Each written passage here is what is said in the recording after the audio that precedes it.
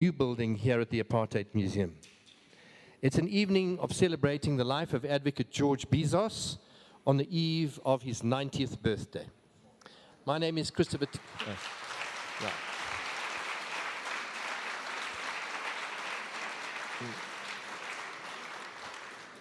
My name is Christopher Till. I'm director of this institution, and it is a wonderful privilege for me to stand here this evening and introduce the contribution that George Bizos has made to the quest for freedom and democracy in South Africa, which has intersected with key events in the country's history. As an advocate defending anti-apartheid activists like Nelson Mandela, as a representative of nameless, poor, and vulnerable, or as a participant drawing up South Africa's constitution in the democratic era, he has expounded principles and practices that continue to resonate with for the universal struggle for justice. My first meeting with George Bizos took place in this museum many years ago when we recently opened, and I introduced myself to him, and I was immediately struck with the warmth of someone who I consider a father to us all. His warmth and his immediate engagement with me made me, on my next meeting with him, ask him if he would share his vast knowledge and experience with us and become a member of the board of the Apartheid Museum. He instantly agreed. There was no question that will phone me in the morning. He said yes. And he has given service to this institution ever since, and his very sage wisdom, very quiet way, and every now and again raising his finger and saying, "Christopher, the truth will out." And that is what he has taught me in the years that he has worked here in this institution. We're in a building here, this new building, and we're very proud to launch it tonight formally and to have named it the George Bizos Gallery, an extension to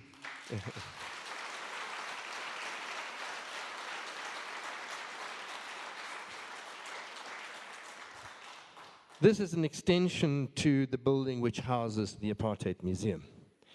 The latest edition was also designed by Mashabane Rose Architects, and Phil Mashabane is here this evening, as well as his staff, and I welcome all the team here this evening. And it is an exhibition hall which was made possible by Tsoho Sun, who are our major sponsors in this institution. And it came about due to the fact that we put on an exhibition, a temporary exhibition of Nelson Mandela next door, which was our temporary exhibition space. Well, I think that was 6 or 7 years ago, has become a permanent feature and nobody will allow us to take it down. And they very generously paid to build this new space. And it is a space which contrasts with the original museum, and in its expansive form, it looks into the landscape. And I think that is a major contribution to this museum. I would also like to acknowledge tonight Jeremy Rose, the other partner in the Mashabane Rose architectural firm, who very tragically died approximately 18 months ago. And somehow, in my mind, his ethos and his generosity of spirit and the Mashabane Rose ethos as well is projected in this building. And whenever I walk into it, I always think of Jeremy Rose, who very recently was awarded the gold medal posthumously by the South African Institute of Architects for a lifetime achievement. And this building for me represents the culmination of that.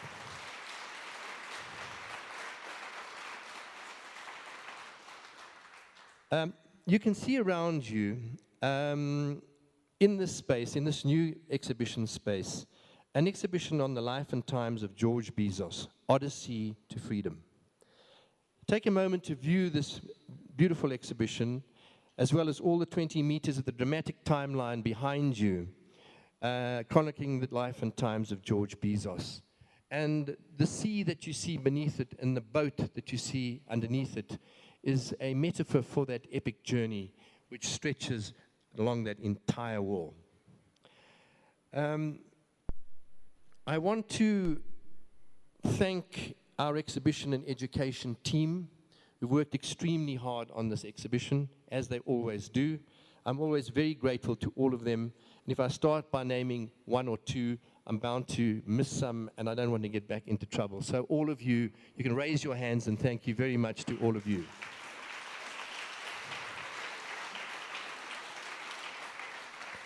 So very briefly, before I'm not the speaker. You may think this guy is the speaker.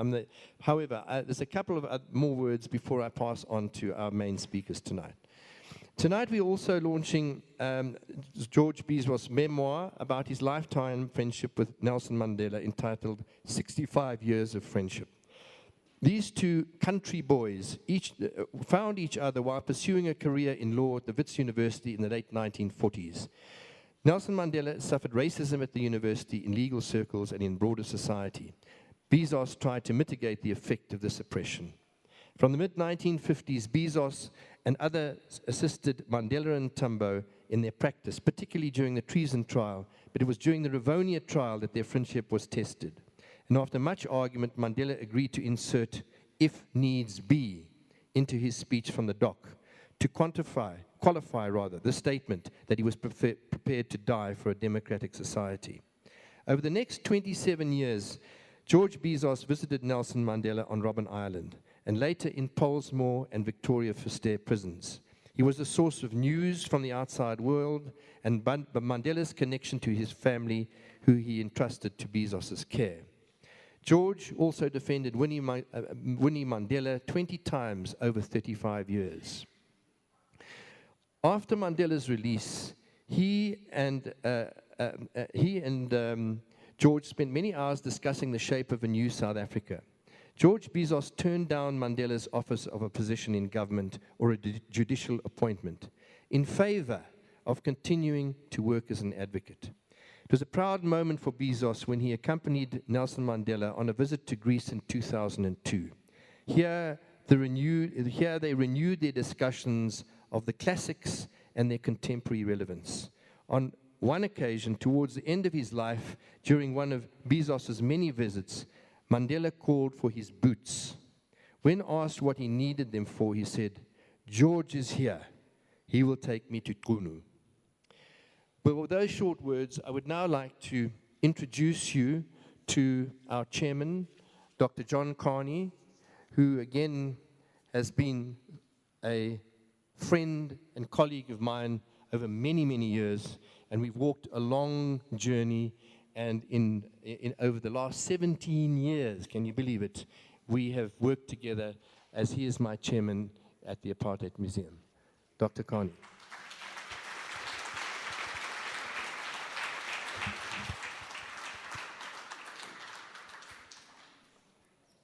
Well, I will not use the script because I'm not paid this evening.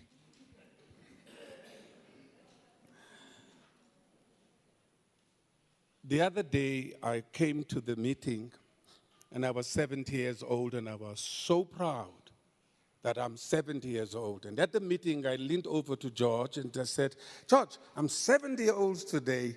And he looked at me, and that wry smile like Shylock in The Merchant of Venice, knowing more than you know at that particular time, and not disclosing that he knows more. He says, "How old do you think I am?" It's so not good, to be in the company of such great elders, where you always being 74 and you're still the youngest in the room.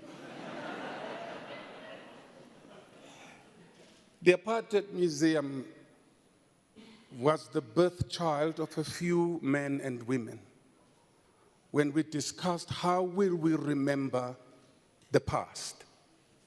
Shall we remember the past with its bad past, or shall we create a space where people can come and look at the past and walk out feeling much better, knowing that past, and much ready and prepared to face the future? So the concept of the Apartheid Museum is a walk-in an experiential journey, and that will give you a sense of how many people actually contributed to what we call today our democracy. This is the space where young children come in hundreds of thousands every year to walk around. And sometimes the guides take them to other areas so they don't see the horror of apartheid. But still, it is a place of healing. George joined us at a very critical time when we were arguing and trying to negotiate with our sponsors, then to try and find a way to give us a right of continuity. Although we are funded and really grateful to Tsoho-san, and before that, Akani Egolim, before that, even the Kroc brothers and all of them, there was always the problem of when you change the minister overnight because you had a mind thinking of, I'm reshuffling the senior management. You may find yourself not in favor of the new one. So we were discussing this. And I kept saying, can we have a document, an agreement document, even if it's 99 years? And George said to me, that's what England thought about Hong Kong. They never thought 99 years would come. So I'm thinking, what should we put stronger, George? And he leans over and he says, in that whimpering way that's almost like, does he want to cry or does he want to laugh at me? He says to me, in perpetuity, John, in perpetuity. And this is what we go for at the Apartheid Museum. The other time, we met at the documents that George and Joel Joffe and the old man Kentridge had put together. They were going to be handed over to Madiba, those documents from the case of the Rivonia. And George was standing next to me, and George said to Madiba, Madiba, this is John Gunn. He says, oh, yeah, he's our boy. I know him. And I said, oh, do you know these people? And Madiba says, oh, these are the bad lawyers who defended me and are sentenced to life. And Joel Joffe and George looked and smiled. It is really an incredible honor to live with giants like you, George. To be able to tell my children, I know him. We were together in the same space, in the same area, sharing the same vision for a better South Africa. I was saying to your daughter that looking at this picture, I said, we need to take George to Libya and talk to the people trying to use these silly boats to try and cross the Mediterranean. They're going the wrong way. They should come this way of the Mediterranean, and then they'll reach the continent. Because even that is a painful memory for all of us. Just to see how many people die every day, trying to leave their own countries to find a better life somewhere. I was telling Christopher a joke about Morgan Tsvangirai charged with treason in Zimbabwe. And I don't know how he got hold of George to defend him. And George arrived in Harare, and the judge sitting in front of the prosecutor and the ZANU-PF representatives takes his hat off and says, it is an honor, sir, to be in your same court with you. And I could imagine the prosecutor and the ZANU-PF saying, oh my God, we lost it. And they did lose it.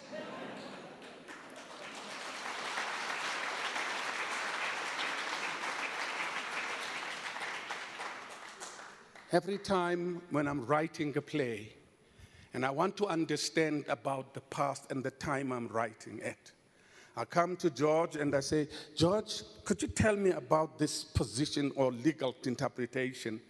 George starts from the Spartans and the Athenians. I have to be very patient because it's going to come ultimately to the 21st century. But at the end of that conversation, I go back to my blank pages and I feel much more at ease to write. I know we'll always be together.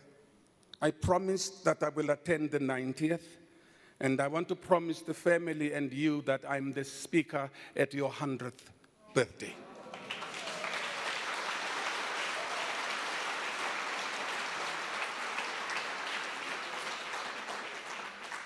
I did that to my grandmother, who at 98 kept asking my father, John upi kanye kanye ngoku?"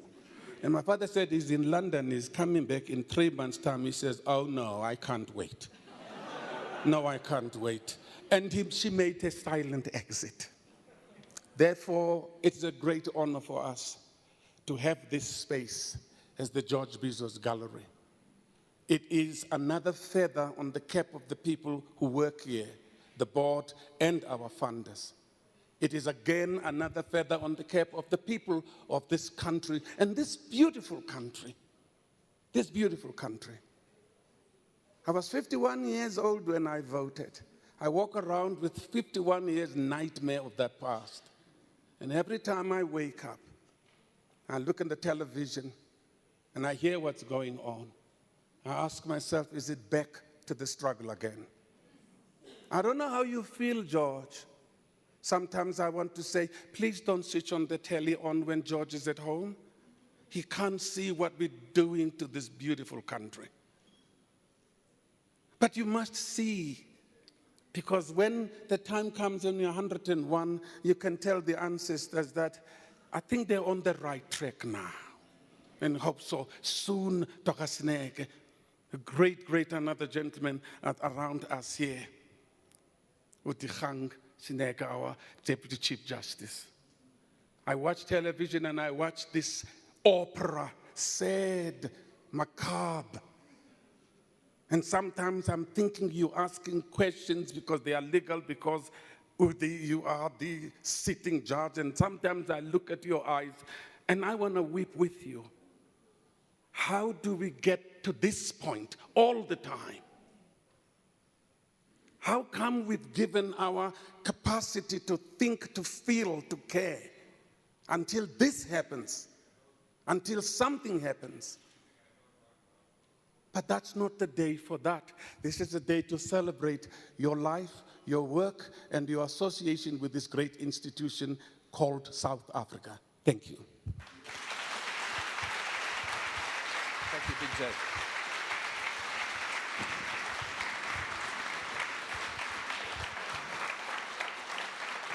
Thank you, Big J. I'm now going to call on the Ambassador of Greece, Ambassador Kuvritakis, if he'd kindly come and say a few words.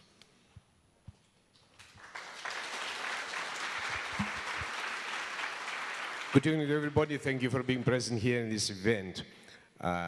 Just very briefly, I like just to pronounce two big thanks.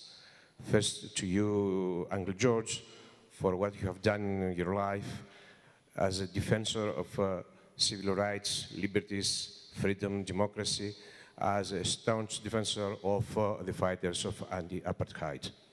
As the man who has laid a beautiful bridge between what Greece represents in culture, in ideals, in philosophy, all this tradition, with For our online viewers, kindly note that we will be interrupting the broadcast. We will now be having a live interview with Tate Dumankosi from the Oliver and Adelaide Tambo Foundation. You can catch it on 404. Please do stay tuned in. We will be back to the live broadcast.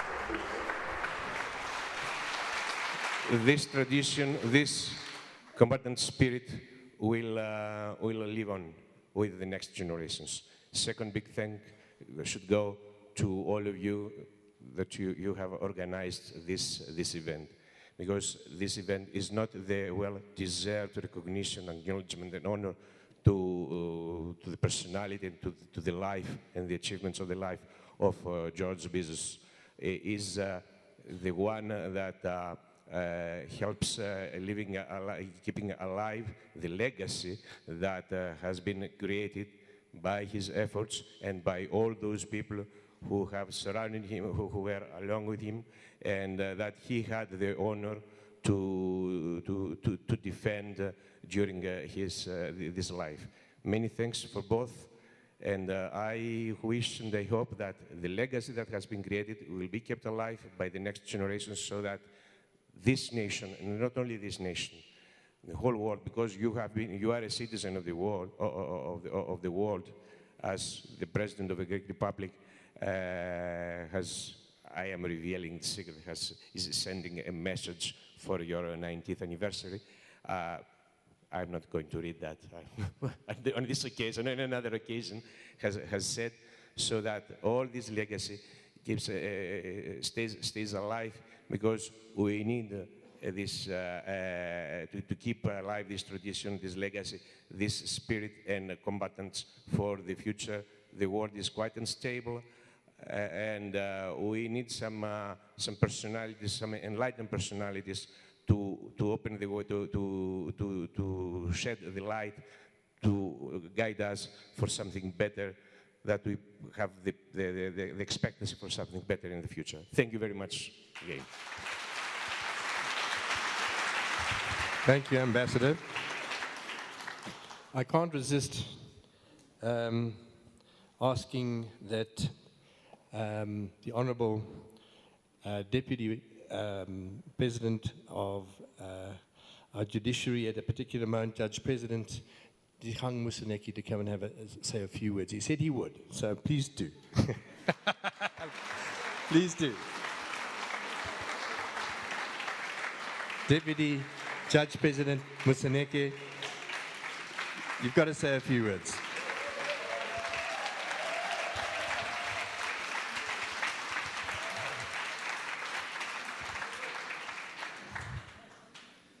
I thought I said I won't. And I'm just here to pay my respects. Baba George knows he had one love affair with Nelson Mandela and one with me, which he never discloses. And I've had the privilege of living very close to him. My mentor in a million ways. Siyabonga Baba. And that's all I really would like. And thank you for allowing me to write the foreword. But thank you for allowing to do so many things together. You're one of our greatest leaders. And I'm here to pay my respects. Siyabonga Baba.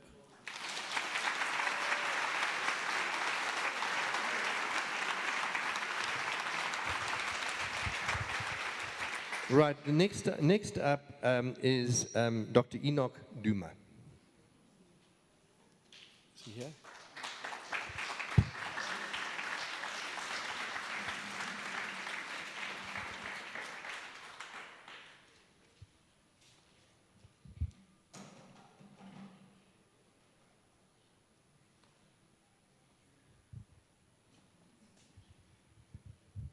Good evening. First of all, I must say how fortunate I am tonight to have this pleasure of speaking on behalf of the people who organized this wonderful memorial. We're celebrating the life and excuse me, the life and work of a great man. Maybe some of you are not quite aware how great George Bizos is. At least he is to me.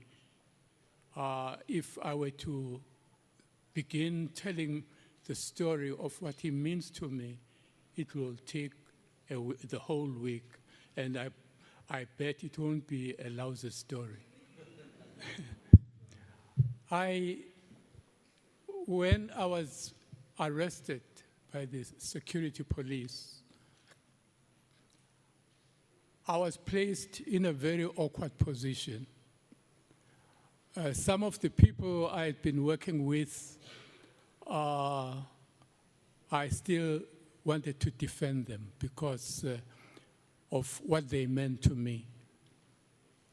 And the talks and the consultation by George Bizos then, who would come to number 4, the fort, and ask probing questions. Sometimes it was very difficult to speak freely about those people, especially the young person, or we had 15 years old, who had been told by the police, security police, that if he opens his heart and talks to them truthfully and honestly about the work he has done for the terror movement, the ANC, it would shorten his time in prison. They would give him all the things that he needs in prison. They will send him to school, and they will look after his family, and all the nonsense that one would hear from the police. He was my strength, my pillar of strength. He was everything blessed and good that ever happened to me. This man I adore with all my heart. I'm short of saying that he is, I wouldn't say that, but he is my God on earth. He took my case at a time when it was very difficult for some people to defend me. He assured me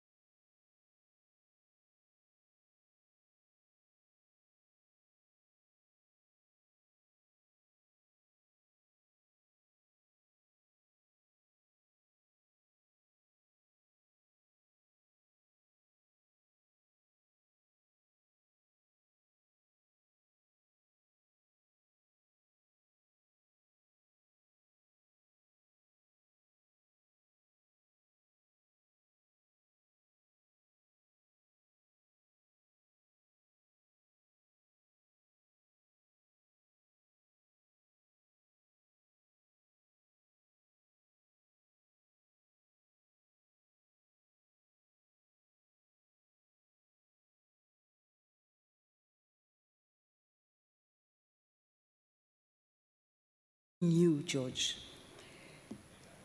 There are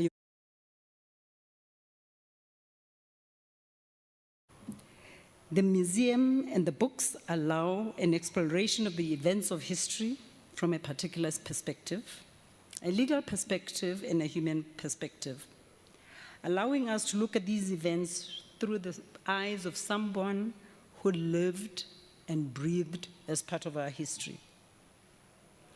George, as Alistair Sparks would say in his book, has lived the different phases of the South African history.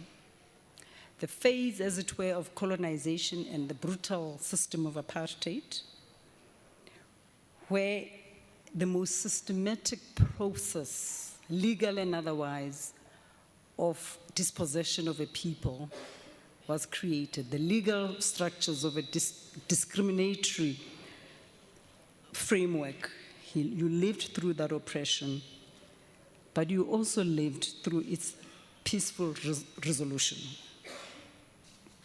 But what marks you as outstanding? Why is it that you fought for the rights of the oppressed, the downtrodden, and the marginalized? I've never been able, in all the years of knowing George, to be able to answer that question. But it may be that it was as a result of your immigration status at the beginning of your studies at Wits, as a legal representative to the SRC, and your intimate association with Nelson Mandela and O.R. Tambo. But suffices to say that the upholding of the rights of others is a badge of honor. In these two books that we launched today, the first one was launched some time back, Odyssey to Freedom. We get to know George the man, George the husband. I'm sorry, I apologize, I did not recognize the family.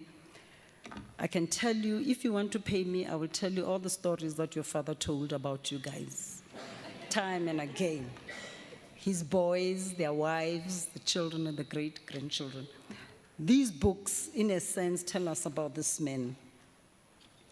The white man, the Mlungu, Lehowa, who was unsure of his status in the country of his adoption, taking on an oppressive apartheid regime with deportation hanging over his head as a constant companion, but a man of great compassion, of a comprehensive understanding of the untenable condition of the oppressed, and his willingness and commitment to fighting for their rights under circumstances that put himself and his family, those that he held dear, in jeopardy.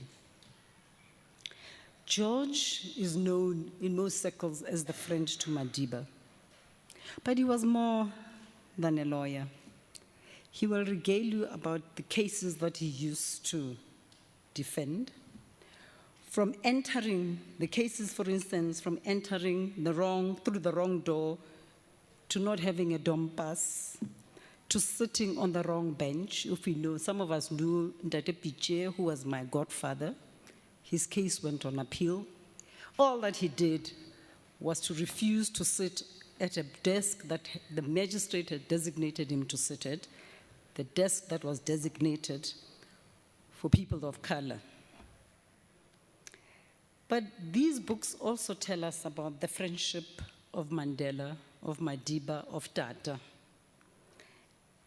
And in the first one, the book, The Odyssey to Freedom, Mandela talks about this friendship. I quoted it, but because we've been here for too long, I'm going to jump my quote. I see all the ladies, I've seen some of them in the highest of heels. I apologize that we didn't provide you with chairs to sit. We're out of time, we're late, so I will try and be as short as possible. And say, actually, when you read your book, George, Arthur says it. He says, George has an amazing, his brain has an amazing power, the power of recollection. He says sometimes this power talks to George saying things that didn't happen. You know the story. But most of it happened. And I must tell you, when you read about all these cases, it's actually amazing that one human being could have done all those many cases, could have fought such a vicious and powerful battle against a powerful system. It's true he didn't do it alone. We might mention your dearest friend, Arthur, Ishmael, Dala, Godfrey, Louis, Bram, and many more, George. I'm sure all those people. My father was not a lawyer, and I'll tell the story later about you and my father. But all those people were in the trenches with you. They fought while the organized profession was silent, and might, I dare say, complicit in the system. They fought, and when George raised these issues with his colleagues, what they used to say to him would be, it is not their function to concern themselves with political matters. I must accept that things have changed, but at that time, and during that time, you had people like Dumanokwe, like Ishmael, who did not have chambers, who could not have tea with their white brethren. And I guess you would know who it is who opened his heart to them, who had tea with them, and who made their lives a little bit better. George, in his second book, takes us on a journey with his friendship with Nelson Mandela, an all-consuming friendship. He was, in a sense, the surrogate parent while Madiba was in jail. He talks about how he looked after Zeni and Zinzi, how he managed to get them to Swaziland, how, I don't know how that happened, George. You ended up being at the Lobola Mahadi table discussing. I wish I was a fly on that wall while the negotiations were happening. But you also talk about the challenges when you had to talk to the government of the day, Kubi Kotsie on the one hand and Vandemeva, the ANC trying to convince the ANC that it is time to talk, that they can still have their confidence in Madiba and that he will not betray the struggle. But I suppose the books also tell of an amazing relationship between you and Tata. And I was witness, as Dikgang has said, to that relationship. And sometimes, as it would often happen, I would have complaints about George and I'd go to Madiba. And Madiba would say to me, George is my brother. And I would also go to George and complain about Madiba. And George would say to me, well, you actually don't understand how this thing should pan out. But the two of them never took my side. In all these years that we had a relationship, never once. I was going to digress a bit to talk about law as an instrument of transformation. To talk about our constitution and to talk about the preamble and to talk about where George fits in that landscape. But I think it is late in the day. All of us, I would imagine, in this room know where we come from and where we are today. I was in an Uber coming here today, and I was trying to shorten this and read it through, George. And I asked this young man who was driving me, do you know George Bizos? And his answer really perturbed me. Because the young man said, well, I didn't do history at school, and I was born, I didn't know apartheid. And I said to him, what has that got to do with anything?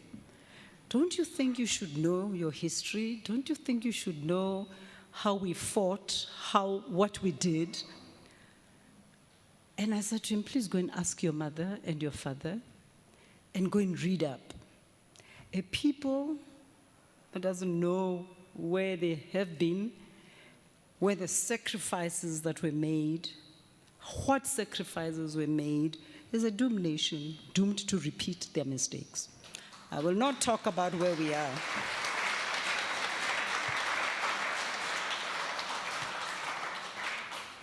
I will not talk about law and what law and justice is, because sometimes the law and justice are distant cousins who don't even talk to each other.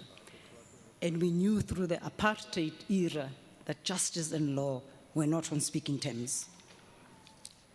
But at the end of it all, we had men and women. George sometimes forgets to say that they were women. Occasionally he remembers that it was men and women who fought the struggle. And lest we forget the sacrifices, lest we forget the marginalized, the downtrodden, lest we forget that we are not there and that aluta continua. May I end really by talking about my personal relationship with George and say I met him 25 years ago. I mean, when I was 25, he might not remember. I had just finished at university. His friend, the one that you went to the Delmas prison trial with, the one who was the driver, the one when the police stopped you and said, I don't know whether he used the K word, but said to you, he's driving nonsense. You must talk to him. You must make sure he drives better. And George promised Dr. Motlana that he'd drive better. I talked to his driver to drive better. He said to me, go talk to George.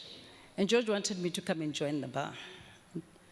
Well, there were no black people then, let alone black women.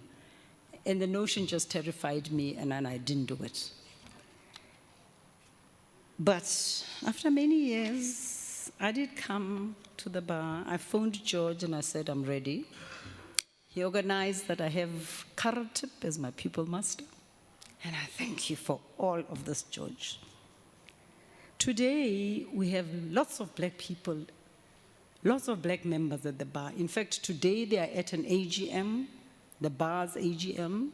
Some of them would have loved to be here because the journey continues. The bar still has its issues. We still have our challenges. And they must be there to tackle those challenges. But may I conclude by registering my own thanks for the years of friendship, the mentorship, the walks we took during the Goldstone Commission of Inquiry in Davao, driving him around without pay. He still does it, phones me. I need to go somewhere or someplace, and I say, George, I'm not going there. And he will say with a very sad voice, oh, are you not going? And I say, no, George. I don't know whether you got used to my father driving you and you think I should be driving you, but I still drive George. To the years, 15 years in all that we spent at the Judicial Services Commission, sitting next to each other. And there were times when I needed to ask very awkward questions. And I always knew it would sound better coming from a white person than this black female. And I'd write him a note and say, ask this question. And without fail, George would ask the question. I thank you for that. It was challenging, it was difficult, but we managed in a small way. And we can proudly say we have an independent, transformed judiciary that is holding the line.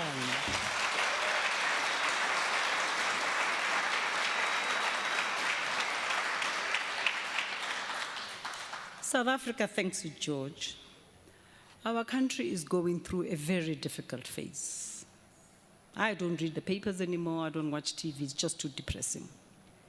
Dikgang, in his own book, I'm My Own Liberator, talks about where we are.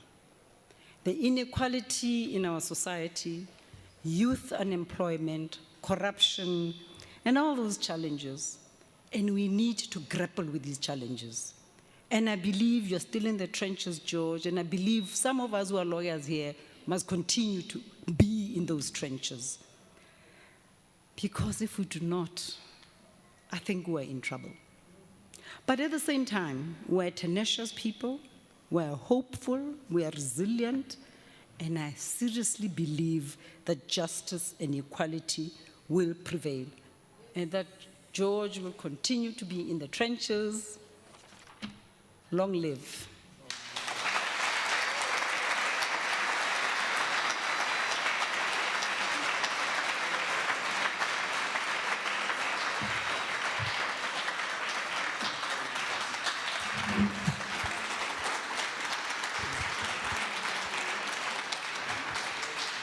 Thank you very much, Khomotso. Make sure that we put your keynote address on the website so it can in its entirety be read. But thank you, very beautifully done. Now, George.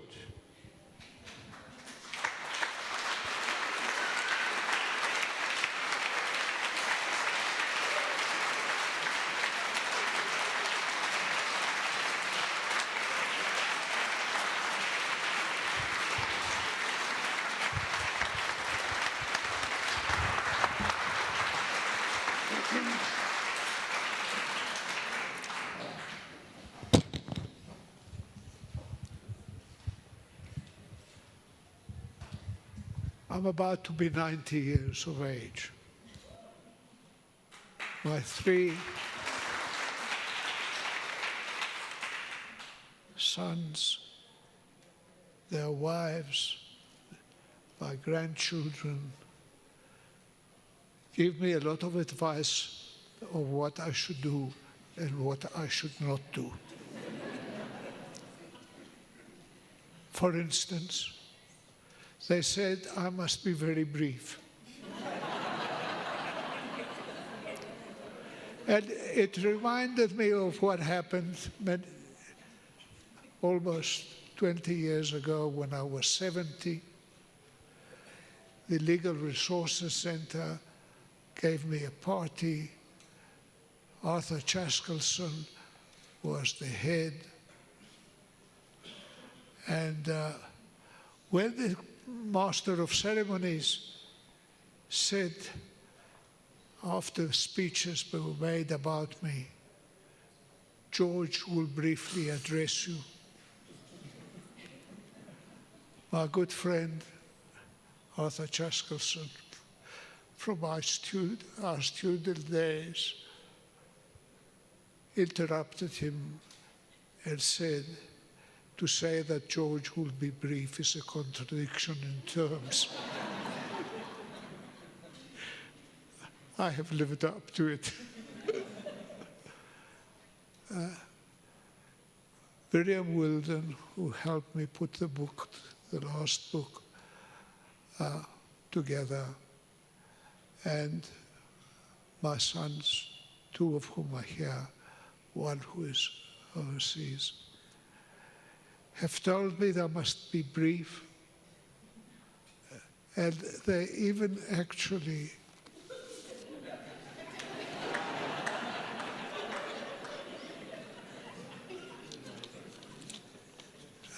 made a list of topics of which I should be guided in what to say and not to say. As I usually do, I'll put the papers aside.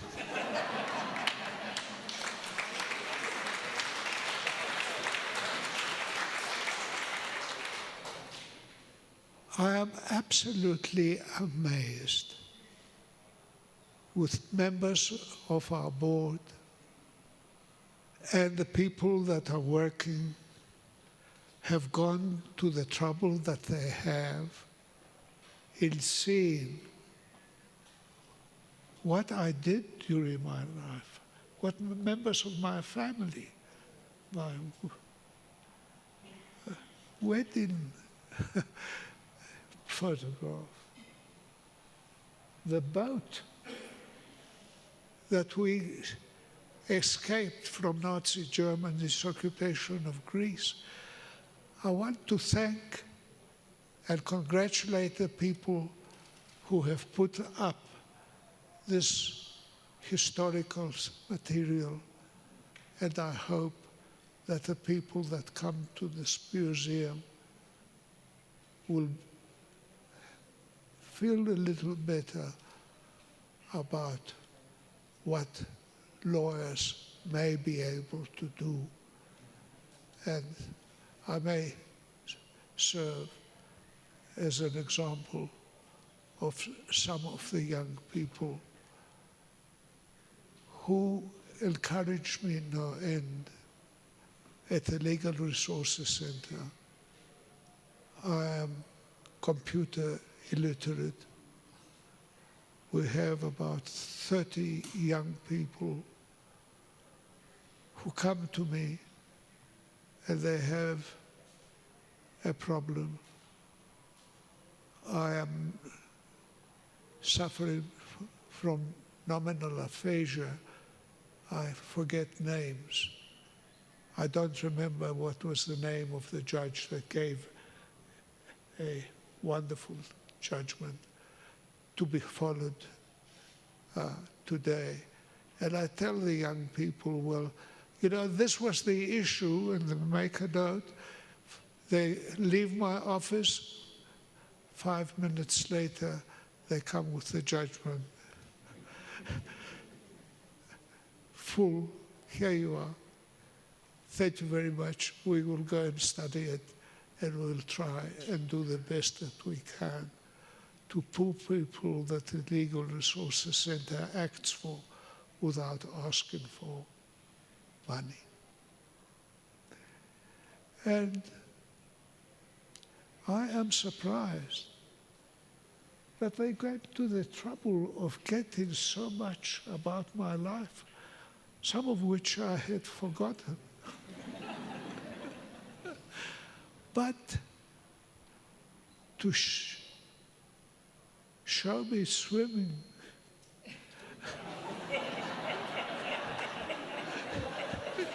in the village in which I was born by the sea, which my father and I had to escape together with 7 New Zealand soldiers that did not went to be taken prisoners by the Nazis.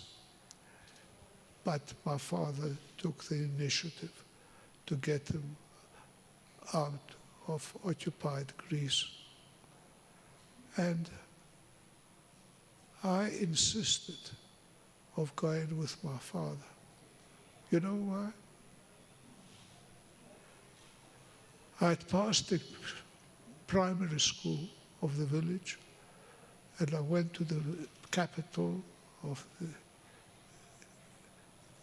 the place, Kalamata, where the olives come from. And I heard the teacher doing the primary work, that it doesn't matter what they say about closing schools, I am going to open the school. And you, as a leader, my father had been mayor of the village, and you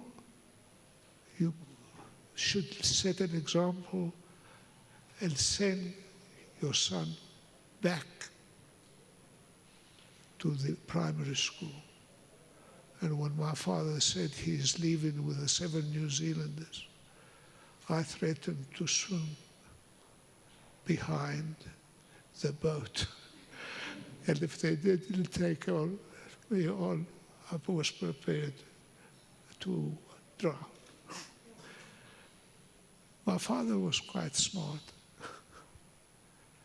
He actually persuaded my grandfather, after whom I was not named according to tradition, but named after his son, who died in the 1917 war. And he insisted that I should be named after the dead son rather than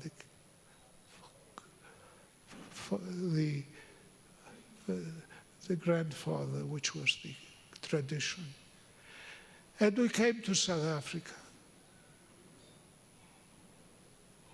I was not impressed, particularly with the rickshaw boys pulling loaded two-wheel things, sweating, torn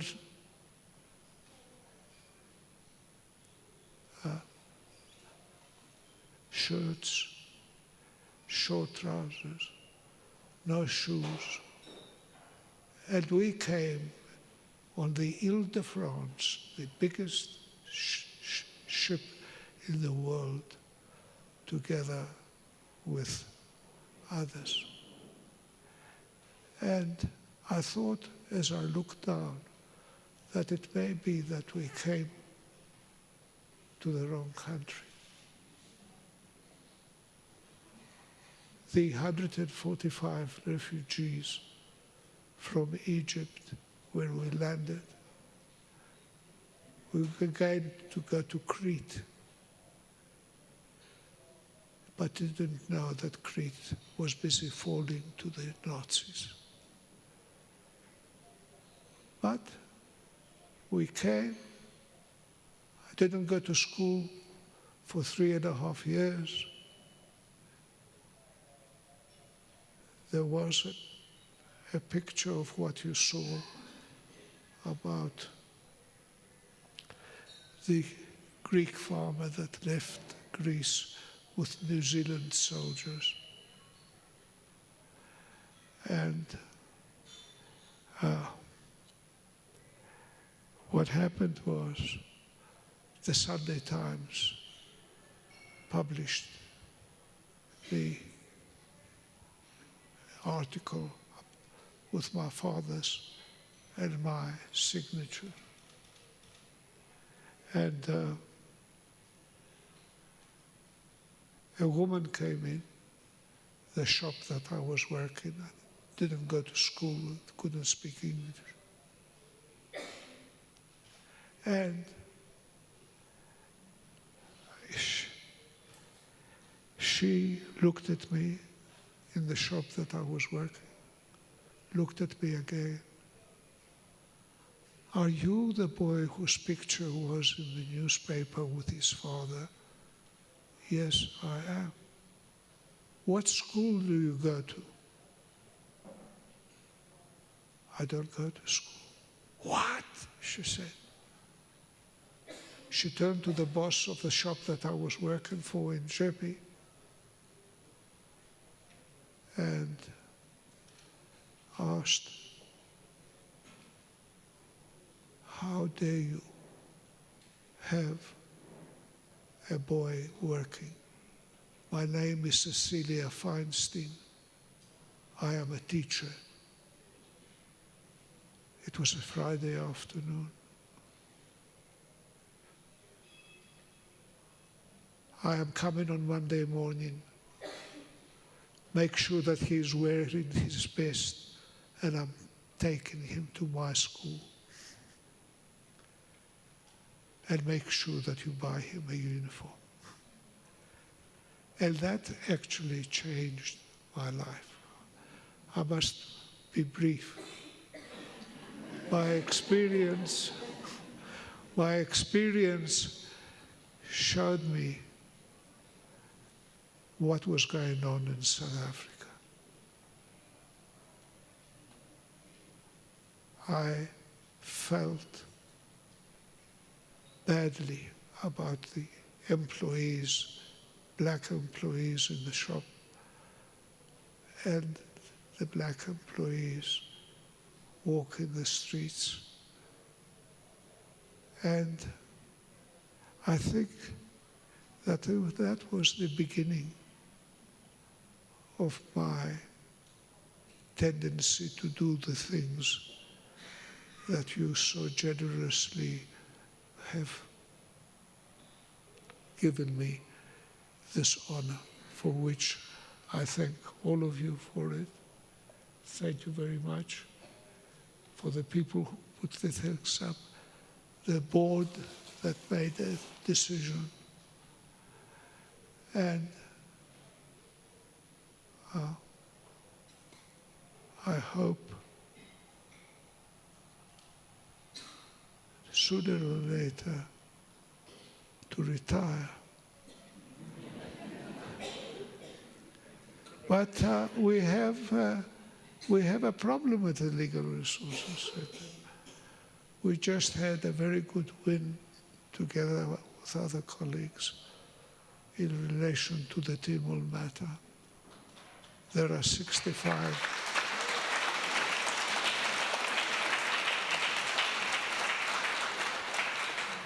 There are 65 other people who died in detention, and we, with my leadership, not as a lawyer, as a witness, that similar fact evidence shows that what happened to Timor happened highly probably to the 65 others, where the families say, we want to know, where did our grandfather die? We never got his body. And when I say I'm going to retire, people say, well, it's too early. We've got a few, cases to do. I want to apologize to my family for not keeping to their instructions. And I want to thank you for honoring me and the good things that have been said about me by the previous speakers. And I will try and see it out for the near future anyway. Thank you.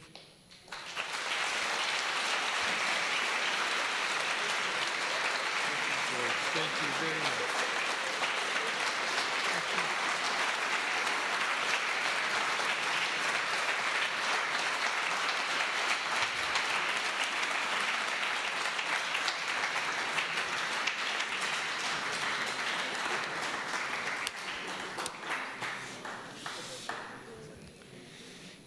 Ladies and gentlemen, Alexi's just going to say a few words about the books. okay. I'm just going to ask Alexi to come and speak about 65 Years of Friendship and the other books which are on sale here tonight at the entrance of the George Bizos Gallery. And George said he'd be happy to sign some of these. And just from a practical point of view, just to say we're about to come to the end of the proceedings tonight. There is food and drink out of that door, and there's food and drink out of that door. There are two areas that you can enjoy the time left with George here this evening. Thank you.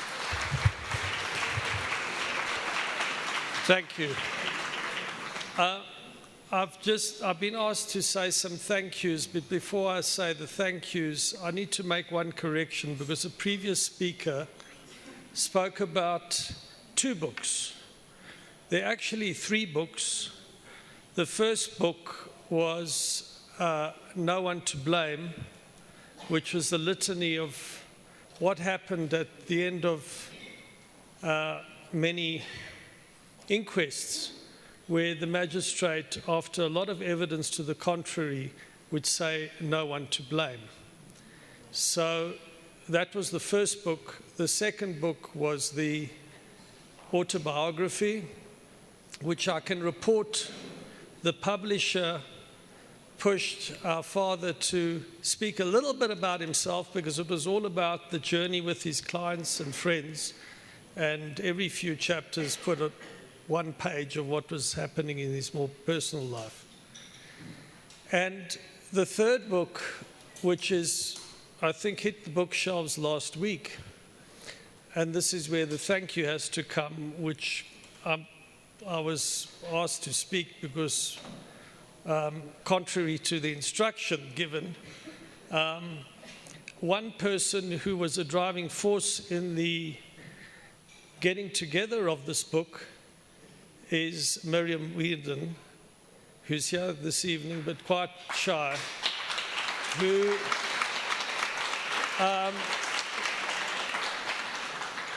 you know, one thing I can tell you about our father is that his style of writing was such of the dictaphone.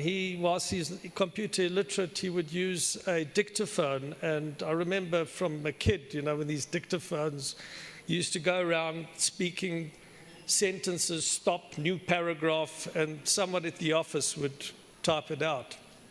And so Miriam spent many, many, many hours with him, assisting him, structuring, helping, researching. A thank you to the Centre of Memory, the Mandela Foundation, and Sam Fenter for doing fact-checking.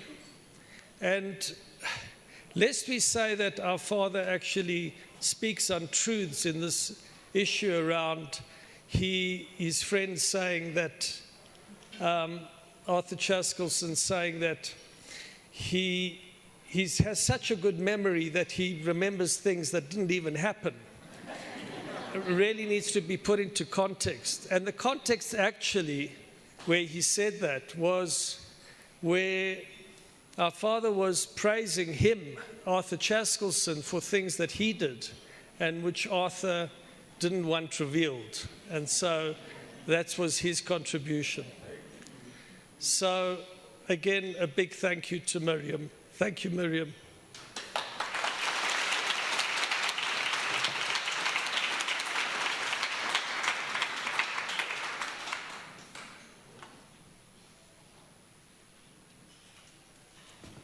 Thank you again, everybody. I think that we'll all remember this evening for a very, very long time. And I'd encourage you to come back and have a look at this exhibition. And we've designed it so that whenever we do not have an event or a temporary exhibition in the space, this is the exhibition that will be put up regularly, so you can come and say hello to George in the George Bizos Gallery. Thank you very much, George. Thank you all for coming. Good night.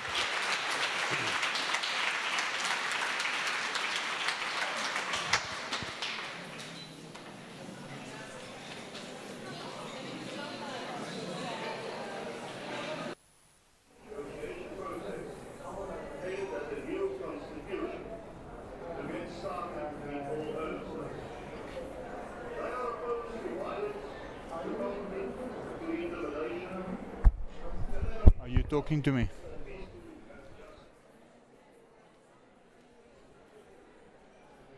Okay.